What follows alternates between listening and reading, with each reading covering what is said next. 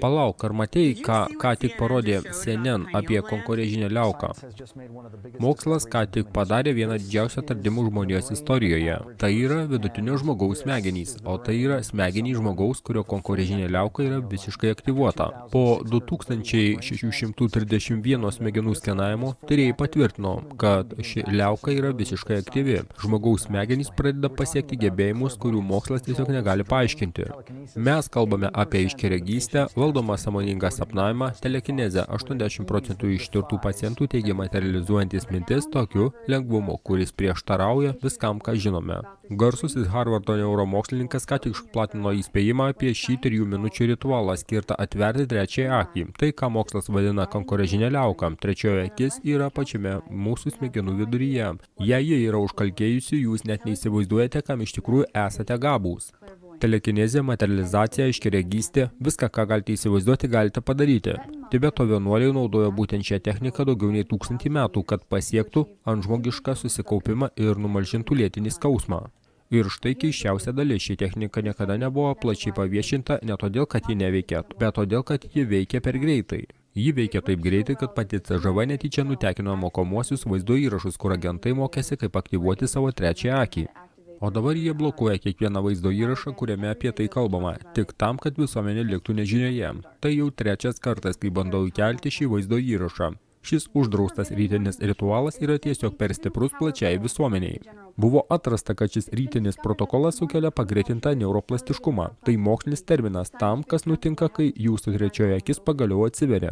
Nedideliuose klinikiniuose tyrimuose žmonės, kurie atvėrė savo trečiąją akį, pradėjo patirti gyvų sapnus, aiškiaregystę, kai kuriems net pavyko materializuoti dalykus vien tik savo mintimis. Kalbu apie akimirksniu vykstančią materializaciją. Tačiau užuot šventę šį atradimą ir atskleidę jį visiems, jie susitiko Pentagone ir uždraudė bet kam apie tai kalbėti. Kodėl? Todėl, kad jie nenori antžmogių. Jie nenori žmonių su supergebėjimais. Jie nori išlaikyti mus kvailus, susvetimėjusius ir įstrigusius Rockefellerių sistemoje. Ar tikrai manote, kad šie žmonės būtų valdžioje, jei mūsų trečioji akis veiktų 100%? Žinoma, kad ne. Būtent taip jie mus kontroliuoja. Nuo 1978 metų CŽV kartu su Harvardo tyrėjais vykdė tyrimus, kaip aktyvuoti trečiąją akį ir sukurti tikrus superkarius per Stargate projektą. Ir jiems iš tikrųjų pavyko, slepiant tai nuo mūsų 23 metus. CŽV agentas buvo atsakingas už šios konkrečios technikos suradimą ir jos pristatymą žmonėms. Žmonių, kurių trečioji akis nėra atvira, hipokampas yra užkalkėjęs. Smegenyse yra kažkas vadinama hipokampu. Tai nedidelis dalykas smegenyse. Ir šis hipokampas, kas įdomiausia, yra mažas arba pasižymi labai mažu aktyvumu pa žmonės, kurie yra vargšai, pa žmonės, kurie nematerializuoja savo tikslų, svajonių ir troškimų, pa žmonės, kuriems atrodo nesiseka viskas, ką jie bando daryti.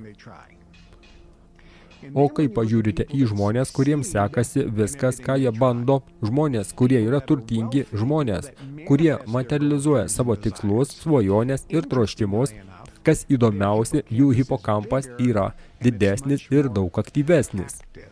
Taigi, pirmas dalykas, kurį jums reikia padaryti, norint transliuoti tomis alfa, teta, milijonieriaus smegenų bangomis arba turto banga, yra padidinti savo hipokampą ir jį suaktyvinti. Kodėl jis neaktyvus? Atsakymas, jis užkalkėjęs. Pašalinkite kalkes iš to hipokampo. Jei tiesiog tai padarysite, jūs padidinsite savo galę transliuoti alfa milijonieriaus smegenų bangoje. Galėsite šiuo dažniu skleisti savo vibracijas to, ko norite, arba savo mintis apie tai, ko norite, arba savo troškimus. Ir taip jūs aktyvuosite traukos dėsnį, kad per magnetinę trauką tai, ko norite, pradėtų kurtis eteryje, o tada pradėtų fiziškai materializuotis ir būti pritraukta į jūsų gyvenimą bei realybę.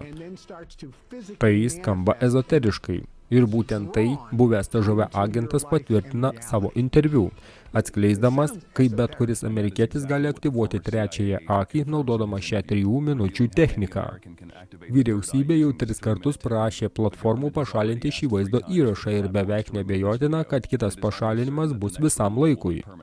Štai kodėl geriausias patarimas, kurį dabar galiu jums duoti, jūs nesate ant žemės, jūsų kūnas yra žemė, jūs patiriate simuliaciją, kurią sukuria jūsų smegenys ir nervų sistema. Jūs esate stebėtojas, kuris gyvena jūsų prote, patiriantis smegenų sukuriamą realybę. Jūs neturite sielos, jūs esate siela, stebėtojas, jūs nesate visatoje. Jūs esate pati visata, patirite save. Pabuskite ir supraskite, kad turite didžiulę galią, galite naudoti sąmonę, kad formuotumėte savo realybę. Nepasiduokite naujajai pasaulio tvarkai, išmokite naudoti protą kaip kūrybos instrumentą. Ir tai yra tiesa, ir ji priklauso nuo jūsų požiūrio taško. Tokia staigmena.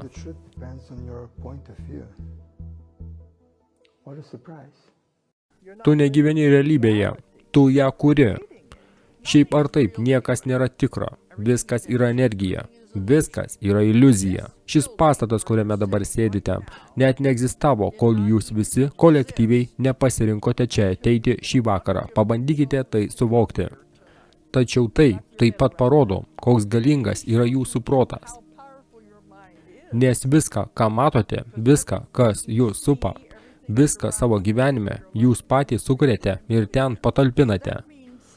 O tai reiškia, kad galite sukurti bet ką. Nėra nieko neįmanoma. Galite pakeisti savo gyvenimą. Galite turėti visiškai bet ką savo gyvenime. Jie man sakė, kad viena didžiausių pamokų, kurios ateini išmokti į žemę, yra tai, kaip manipuliuoti energiją. Negali palikti žemės mokyklos ir jos baigti, kol neišmoksi manipuliuoti energiją. Ką tai reiškia? Kurti. Turi išmokti kurti.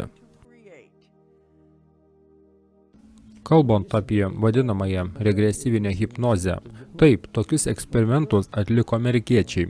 Tokius eksperimentus atliko anglai ir dar kažkas, neatsimenu. Tačiau bėda ta, kad būnant hipnozės būsenoje galima pripasakoti bet ką. O kas ir kaip tai patikrins? Mes atlikome tokį eksperimentą kartu su savo, taip sakant, draugais iš KGB. Iniciatoriai buvo jie atrinko 20 žmonių, panardino juos į hipnozės būseną ir paprašė apibūdinti gyvenimą prieš kokius 2 ar 3 amžius. Kur jie gyveno, kokie buvo žmonių tarpusavio santykiai, kokia buvo jų pavardė, vardas. Visa tai buvo įrašinėjama. Na, pirmiausia, šie žmonės buvo ruošiami. Tie, kas vykdė eksperimentą, žinojo, kokius klausimus užduoti, nes suprato, kad pagal šiuos klausimus bus atliekamas patikrinimas. Na, o tie, kurie kalbėjo, kad papildomai neskaitytų knygų, nieko nefantazuotų, o sakytų tai, ką pakužda hipnozė. Štai iš tų 20 žmonių buvo surasta 12. Tai yra mūsų čekistai, nepatingėjo. Atidirbo vyrukai. Paprašė kažko nuvažiuoti, jie apsilankė tose gyvenvietėse, apie kurias buvo kalbama, kad ten gyvena tam tikrame amžiuje. Ir ten miesto knygose arba kapinėse rado lentelę su artimais, atitinkančiais 12 žmonių iš 20 vardais bei pavardėmis. Net jei būtų pasitvirtinęs tik vienas atvejis, aš jau būčiau patikėjęs šiais persikūnijimais. Beje, man ir pačiam norėjosi tikėti įsikūnijimų, bet aš tai vertinau labiau kaip mūsų civilizacijos kultūros elementą. Tačiau, kai buvo atliktas toks fizinis veiksmas, eksperimentas, na tuomet klausimų nebelieka. Aš tarp kitko su šiuo reikalu nubėgau į CK, centro komitetą, parodžiau vienam draugui, o jis sureagavo taip. Vadinasi, sako, mes esame nemirtingi. O CK, kas prisimena, buvo solidaus amžiaus žmonės.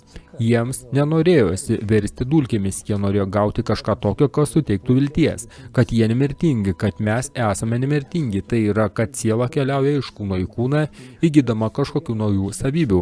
Manau, kad tai visiškai korektiškas eksperimentas su aiškiais rezultatais. Что получается, мы бессмертны, то есть душа кочует от тела к телу.